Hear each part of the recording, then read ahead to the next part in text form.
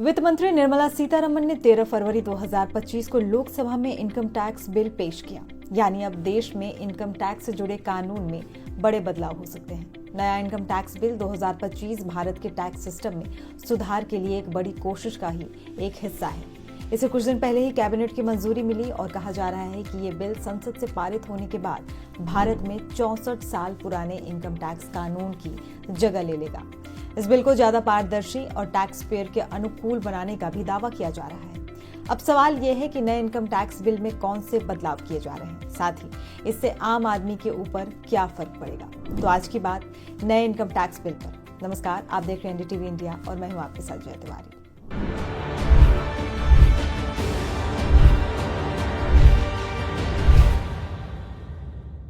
तो आज लोकसभा में पेश होने के बाद नए इनकम टैक्स बिल को आगे की चर्चा के लिए संसदीय वित्त स्थायी समिति के पास भेजा जाएगा। इस बिल पर संसदीय समिति अपनी सिफारिशें देगी, जिसके बाद इसे एक बार फिर कैबिनेट के पास भेजा जाएगा। संसदीय समिति की सिफारिशों के बाद इसे एक बार फिर कैबिनेट की मंजूरी चाहिए होगी। मंजूरी मिलने के बाद इस बिल को दोबारा संसद में पेश किया जाएगा। नए इनकम टैक्स बिल को आम लोगों के समझने के लिए पहले की तुलना में ज्यादा आसान शब्दों के साथ बनाया गया है।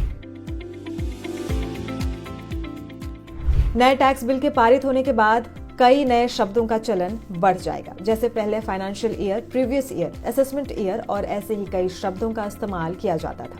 वहीं अब इनकी जगह टैक्स ईयर के शब्द का इस्तेमाल किया जाएगा। इससे टैक्स पेयर्स को समझने में आसानी होगी।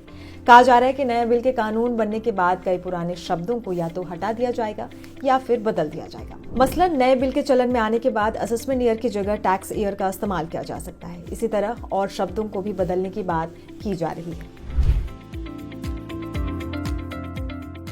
नए बिल के तहत छूट से लेकर नए नियमों को अलग अलग सेक्शन में विस्तार से बताया गया है। 1961 इनकम टैक्स बिल में 880 पेजेस थे, लेकिन 6 दशक के बाद अब इसमें शामिल पेजों की संख्या को घटाकर 622 किया गया है। नए बिल के तहत कुल 536 सेक्शन, 16 अनुसूचियां और कुल 23 चैप्टर्स हैं। मौजूदा कानून में केवल 14 अनुसूचियां हैं, लेकिन अब नए बिल में इसकी संख्या को बढ़ाकर 16 कर दिया गया है। सरकार ने नए आयकर विधेयक 2025 को अप्रैल 2026 तक लागू करने का प्रस्ताव दिया है। यानी ये साफ है कि नया कानून 1 अप्रैल 2026 से लागू हो सकता है।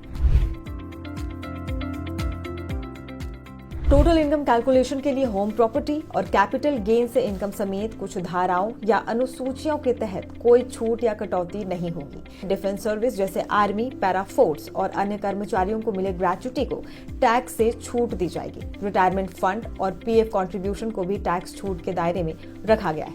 मेडिकल, होम लोन, PF और हायर एजुकेशन जैसे लोन्स पर टैक्स छूट जारी रखा गया है। न्यू टैक्स बिल में टैक्स चोरी करने वालों पर और सख्ती और जुर्माने का प्रावधान किया गया है। जानबूझकर टैक्स चोरी करने वालों पर मुकदमा चलाया जा सकता है। टैक्स का भुगतान नहीं करने पर अधिक ब्याज और जुर्माना वसूला जा सकता है। अगर कोई व्यक्ति अपनी आय छिपाने का प्रयास करता है तो उसका अकाउंट सीज किया जा सकता है। इसके अलावा गलत या अधूरी जानकारी देने पर भी भारी जुर्माना लग सकता है। इस वीडियो में फिलहाल इतना ही, लेकिन ऐसी ही तमाम जानकारी के लिए आप देखते रहिए NDTV इंडिया। नमस्कार।